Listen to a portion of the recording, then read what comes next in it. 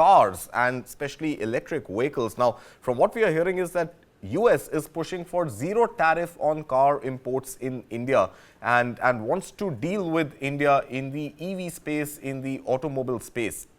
Right now, India's tariffs on fully built units are over 100%. Even the, it's not just the components, but even when you look at the semi-built up or the entire auto sector per se, there seems to be some sort of difference between what the world expects India to charge and what India is charging. In the wake of this tariff threat and the imposition of reciprocal tariffs, I understand India doesn't export too many automobiles to the US, but do you think India is likely to change its EV policy or its automobile tariff policy to attract more US investments or brands coming into India? So our domestic automobile industry is very competitive, and I want to say that India is charging higher duties, but all other countries, including the US, European Union, everybody has very high non-tariff barriers. Right. So it's very difficult to export cars, even if you are making globally competitive cars. It's very difficult. Our tariffs are visible.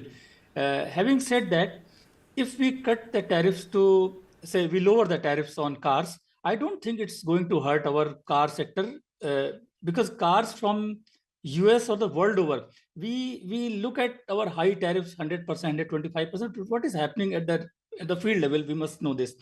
We are seeing a lot of BMWs and Mercedes in Indian roads. They don't come to India paying 100% tariffs.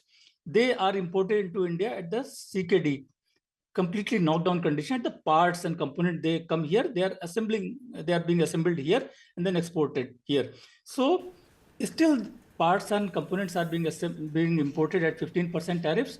So 100%, of course, they can import, they can sell us the completely built car, but they have the options, and all the good companies are using that option, 15%.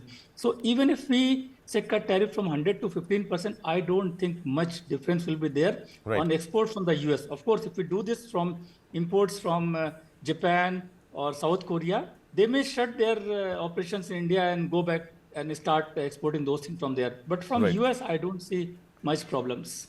All right, not much problems from the US. And again, an interesting observation there, Mr. Srivastava, that by changing the auto policy, we may actually end up losing investments from Japanese automakers, even if we want to favor American automakers. Well, let's leave it at that this morning, Mr. Srivastava. Thank you so much for taking time out and putting into context this tariff war, trade war, and the fears that are being cited in India and by the industry.